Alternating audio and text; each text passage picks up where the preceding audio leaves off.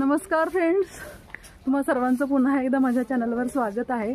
आणि आता आपण आलेलो आहोत रामटेकवरील राम मंदिर पाहण्यासाठी।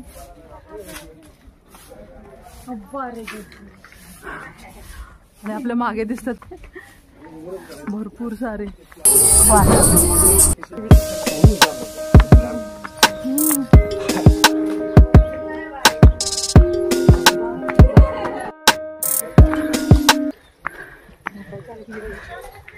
मंदिराला पायऱ्या जास्त नाही आहेत, पण तरी दम लागते।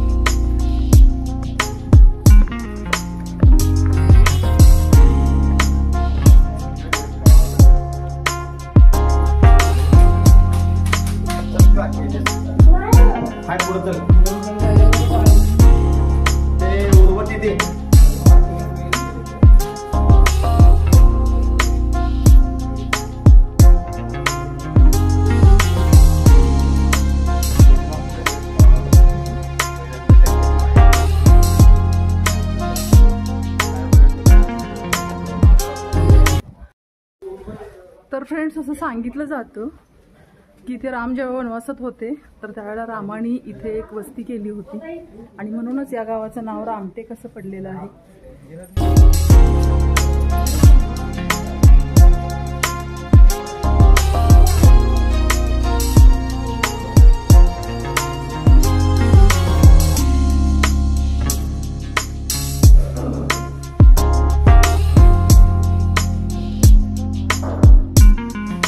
नागपूर हे भोसले कुटुंबाचं नाव होतं इथे होतं। म्हणजे पूर्ण शस्त्र इथं राहत होते। बरोबर।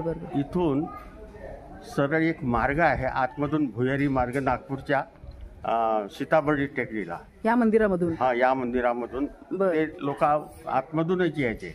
तिथला मार्ग मला माहित आहे, पण इथला मार्ग कुठे निघतो हे मला माहिती नाही। हे पूर्ण जीर्णोद्धार बांधकाम भोसले कुटुंबाने केलेलं आहे। आता चौथे राजे 1958 ला गेले, त्यांच्या अगोदर 3 राजे होऊन गेले, राजे रघुजी म्हणून। त्यांनी हे बांधलेलं आहे। कोणत्या राजांनी बांधलं माहिती नाही, पण हे शस्त्र इथे टेकडी सीताबर्डी टेकडीवरून इथे यायचे आणि इथून तिथे जायचे, जेव्हा जशी परिस्थिती असेल त्याप्रमाणे। आता भारत स्वतंत्र झाल्यानंतर इथले शस्त्र इथे राहिले म्हणून ते तिथे ठेवलेले आहेत। ओके, हा, म्हणजे त्या शस्त्रांचं पूजन केलं जातं। बरोबर, ठीक, ओके, धन्यवाद काका।